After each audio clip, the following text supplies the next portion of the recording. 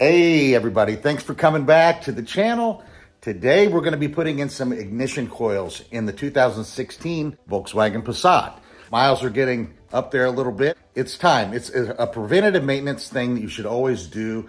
You know, start looking around 60,000 miles plus. You want to kind of probably change them out. I'm over that, but it's time. It's very hard to notice unless it's your car. You kind of know all the nuances of everything, but sometimes little misfires here and there. And I'm noticing my fuel consumption, it hasn't been as good as it normally is. And the first thing I think of on that would be spark plugs, ignition coils. Well, we just changed the spark plugs last year. I know those are good. I do have the video. I will post that up here somewhere. I don't know where it is, but it will be there. You guys can click on that. You know, obviously I'll remove the coils in that video and I replace the spark plugs. I'll show you how to do all that stuff in that video, so check that out. But this video, we're gonna replace the factory OEM ignition coils, and we're gonna put in some performance ignition coils. Now, as far as performance goes, you're not gonna get a lot of performance out of it. You're really not. But they're aftermarket APR ignition coils. So we'll go over that, the tools you're gonna need. It's a very, very simple job to do. Let's get down to it and get these things changed out. Again, hopefully it'll keep me running strong for a long time. Let's go. All right, just to clear something up real quickly, I want to show you. The battery, I usually don't disconnect the negative battery cable when I do ignition coils or spark plugs, so I'm electing not to, but it is recommended that you do that just to prevent any possible shorting out of anything electrical in the car. But that's your call. I would rather be safe than sorry. If I'm recommending something to you, go ahead and disconnect the negative battery cable. It only takes a second to do it. You know how to do that. I don't need to show you how to do that, but it's always a good practice to do anytime you're working on anything in the car to prevent you shorting something out by touching something with a ratchet or a tool onto the battery and shorting something out. So anyway, I wanted to get that out of the way. We're just gonna go ahead and dive in, put these performance coil packs in, and be done with it. That's my disclosure. Let's go. First thing you wanna do is pop this off. And it's held on by 4 posts. There we go. Got a pull on it. 1, 2, 3, 4 little posts here. There they are. Put that aside. That exposes your coil packs. Now these are the factory ignition coils here. We're gonna disconnect those, take them out, make sure everything looks good, and then we're gonna install the new ones. The first thing we need to do is we need to disconnect the ground wire from each one. So let's get started on that. To disconnect the ground wires, this is a 10 millimeter. It has a jam nut below it. Now, throughout this, I'm gonna try to keep my fat head out of the way. It's hard to get something on that. Instead of needle nose or something, you can just hold it. But we're gonna see if they'll come off without this spinning. You wanna be very, very careful. Do a lot of the work by hand. Don't use heavy tools because they are very cheaply made bolts, I will say, for sure. So let's get these off. Let's start with number 1. This is a 10 millimeter. You can use an open-ended wrench like this, or you can use a socket. But just for your viewing pleasure, I'm going to use this. Okay, see it wants to spin on you? So I'm gonna have to get something on that bottom bolt. There. The problem is, now this is a very thin 10 millimeter. You wanna get something on that, and the problem is there's not enough room. This is pretty thin. I don't have a thinner one. So what I'm going to do, and it shouldn't take a lot of force because they shouldn't be cranked down really, really tight. If they are, that's not good. Get you some needle nose. These are vice grips, or you can use needle nose pliers. You can use, this is the thinnest thing I have. That's electrical pliers. Just get them on it somehow. Squeeze tight, and you can take your open-ended wrench. You can use the closed end if you want. Just get on that nut. There it goes. It wasn't that tight. There you go. And spin it off. Now take that off. It should be good. Yeah. See, that's just a jam nut is all that is. It's what holds the ground wire on. Don't lose anything. We all have a tendency to do that. Keep everything. And this ground wire just sits on that post like that. So we're gonna do that with all of them. But the idea would be to have another 10 millimeter that's thinner so you can sit right on that. Now it'll go on, obviously, but didn't give enough room for that. That's freaking weird. That's why they want you to take everything to the dealership, because most people don't have alternative tools and things like that. You have to work with what you have. Let's do that to all of these and keep going.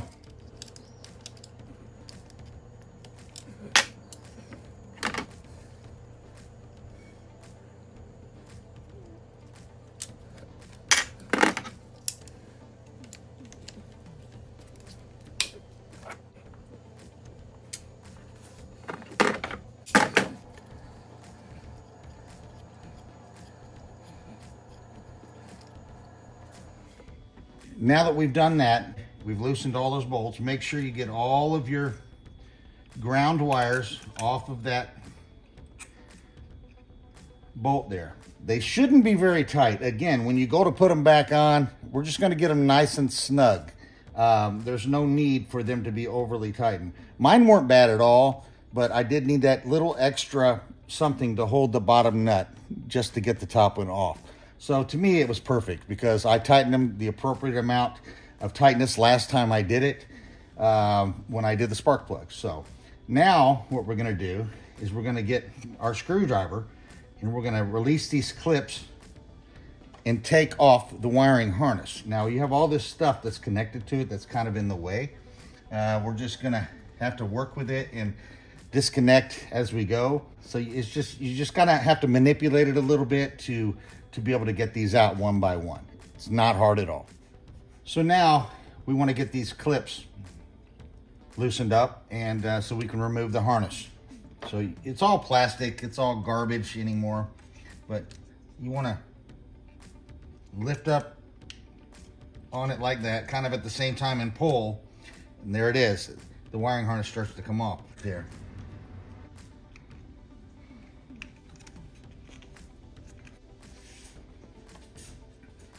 There's not like a definitive clicking sound necessarily or anything. Just kind of have to feel, pull on the harness like that as you're doing that. All right, so like that. All right, so once you get them loose, you're not gonna have a lot of room. Now I have this tied up over here. It's just a zip tie. I removed it last time.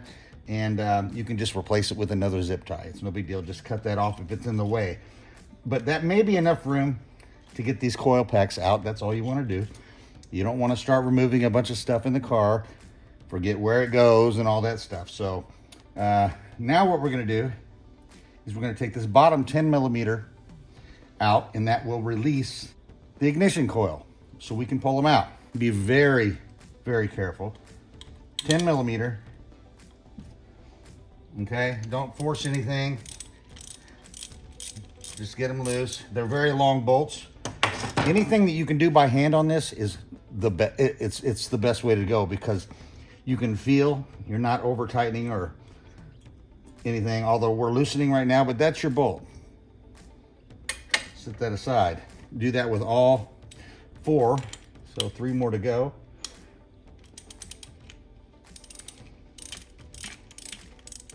Get it loosened up. Again, these things will break off if you've tightened them too tight in the past. You just want everything snug. I know we all want to over crank everything just to be sure. That's just human nature, but nope, just snug. That's it.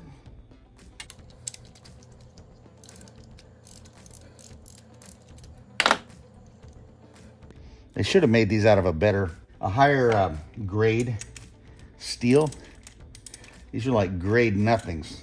I mean, it's really they really want you to bring this crap to the dealership to do anything. So hopefully this video will help you, and all my other videos will help you, because some things we just can't help it. We have to take it to a mechanic, right? Well, I tried to avoid that at all costs, just by taking your time and doing it the right way. If you have to get on YouTube and reference stuff, that's cool, but that doesn't cost you anything. Okay. Last one out. They look good. Now we can start pulling these out. A lot of people break and ruin their ignition coils because they're brittle. They've been, you know, hot and cold, heating up and cooling down, makes the rubber real brittle, and they stick. You just got to get in there, just start turning it, and then there's like a little suction. There you go. That's it. Those are the factory ignition coils. It's in pretty darn good shape. What I was saying about putting the dielectric grease is right in here. All right, I should have put maybe a little bit more, but it's almost gone. So, but it does help for the future to use that, and it also acts as an insulator. So it helps prevent water and things from getting down in here for whatever reason. So, but be careful. You can definitely scrape your hands up. Now, don't be afraid to pull on these things. If you break one, it's okay because you're replacing it with new ones. But if you're going to reuse them like I did when I changed the spark plugs out, you want to be very careful. Because, again, you know, this is just rubber connected to this plastic piece here. And there's a seal. And you'll hear a nice little pop when it, you know, like a suction sound when you pull it out. There it is, like that. So you got to kind of tug on it pretty well to get them out. They're not going to just slide out easy on you. You have to get down in there and get some leverage. All right, this one was in there pretty tight.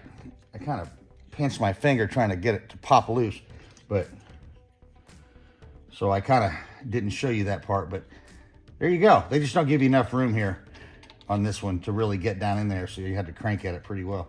So before I go any further, the 4 holes, that's where your spark plugs are down inside of there that connect to the actual ignition coil that we took out. You want to make sure these holes are good and clean. There's no debris around them. Just take a microfiber or something and just wipe it off, because when we put the new ones in, we want to ensure that it seals tight. That's very important. All right, here's your dielectric grease. You can get it at AutoZone or wherever. I found it to be cheaper on Amazon, so I'll put a link down for all this stuff, including these. You can get these from like Euro Tuning or whatever online, but you can also get them on Amazon, and they're all the same price. They don't discount these very often, so these are the APRs. Obviously, you have the part number here for this car. This is the 1.8 TSI turbo, and these are the ones that go to this car. And I'll put a link for those as well, so you can pick all those up. So here it is, shiny, new, beautiful.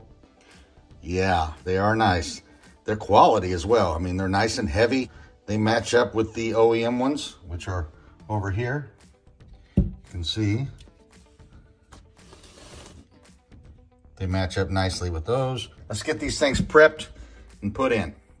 I'm holding the camera right now, so I'm just gonna show you what I do to these. These are where they sit against the hole, the top of the hole, and these go over the spark plug. So I put a little dielectric grease around this seal, and I put a little here as well. Like I said, it just acts as an insulator, and I put it on everything. I'd use it for lighting, anything that I do in the car, because cars are outside all the time, and lots of moisture, car washes, rain, weather, you know, you never know. So it's good to take that little extra step. That's usually how I roll, but you know, not everybody does. But I highly recommend using dielectric grease, and I think so do most mechanics. So just put a little on your finger here, and just put a fair amount around. Okay, it doesn't have to be a huge amount, just enough. It's not going to hurt anything if you put a little more than that. But and then what I do is I'll take and I'll put some up here. Just like right in there. It doesn't hurt to get a little down in there because, again, it acts as an insulator. So I'm going to do that with all 4 of these. Okay, they're all greased up. Now, listen, do not use any old grease, okay? This is dielectric grease. It's a silicone-based lubricant and insulator for electrical components. Now, it will not eat away at rubber. Regular grease will eat away at rubber. Do not do that. Please, just dielectric. That's it. you'll be good to go. You'll be happy you did it. All right, it doesn't matter where you start, but it's greased up, it's ready to go. They go this way because the wiring harness connects here. Let's put your first one in. Just wiggle it down. Don't force anything. Lift up on the harness. Just get it down up over the spark plug. Make sure you get a good seal there. Okay. Now I'm gonna go ahead and put them all in before I put the bolt in, just so you can see and we can stay kind of in order of what we're doing here. So let's get them all put in.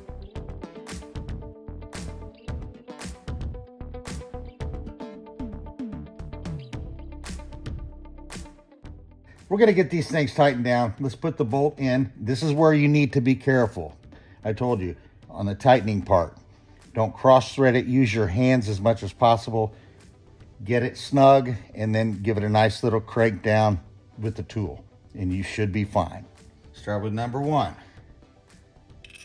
Get it in there. Okay, wiggle it around, find your threads.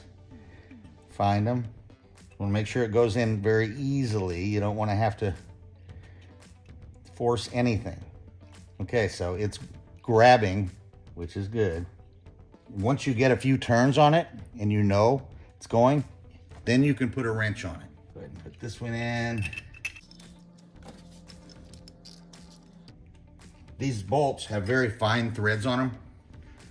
Very fine threads, and there are a lot of them.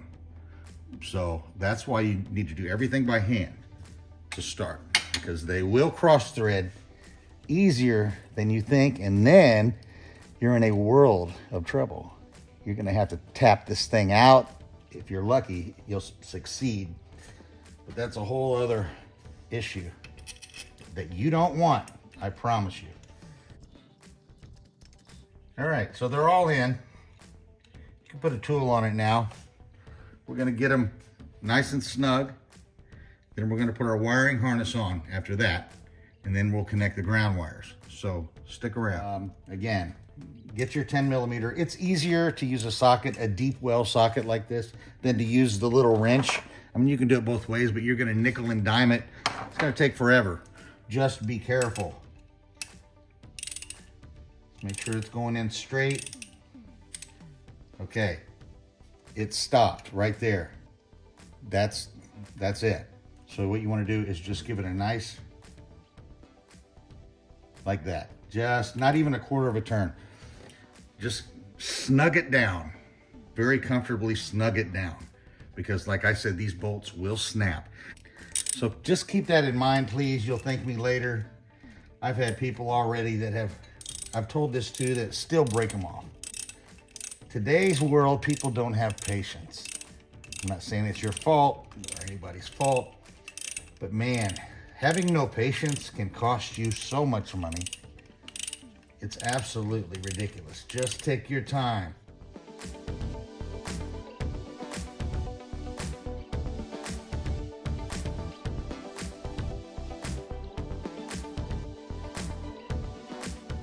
Good, looking good. So now, you're gonna kind of bring this back. You wanna line them up all together. Get them kind of, because you're gonna go down at the same time with the whole harness. So you wanna bring it all in together, if you can.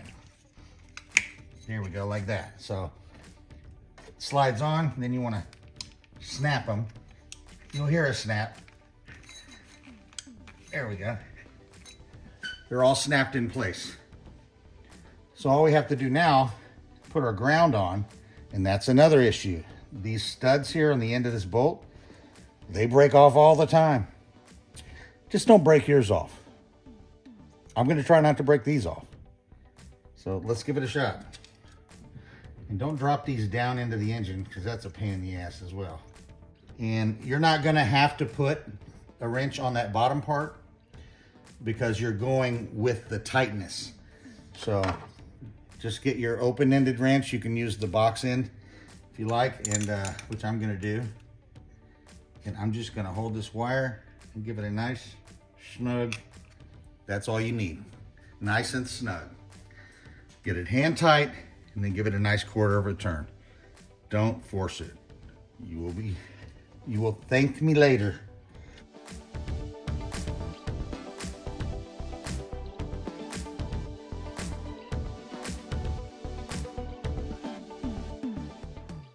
But any questions that you have about this, if I missed something, you know, just send me a comment. I'll be sure to get back to you. I'm pretty good about that. I usually don't go more than a day or two. Usually same day I'll reply, but you know, I have a life as well. I have a job that I go to during the week, like most people. I'm not fortunate enough to be able to do YouTube full time. It would be nice, man. I'd put out a video every freaking other day. It'd be really nice, actually. We'd have all kinds of fun. But anyway, that's it, man. It looks freaking fantastic. You didn't have to remove a bunch of clamps and clips. The only thing left to do, if you want to, a lot of people leave it off when they put those coils on like that, those coil packs. Just put the engine cover back on and you're good to go. But I'm gonna go back in and I'm gonna clean on it a little bit more before I button it up. So I hope that helped you. I will put links for the coil packs in the description, the dielectric grease as well. But very minimal tools you're gonna need here, guys. Easy job to do. Even if you use the OEM coil packs, that's great as well. But they all go in the same way. Everything works the same. But hopefully my gas mileage will improve now, and I won't have any misfires or anything like that. I think it's gonna run smooth. All right, guys, thanks a lot. Check out the videos here if you wanna know how to do the spark plugs, and check out all my other maintenance videos as well. From oil changes to, I don't know, you name it, vinyl wrap. It's all there. See you later, guys.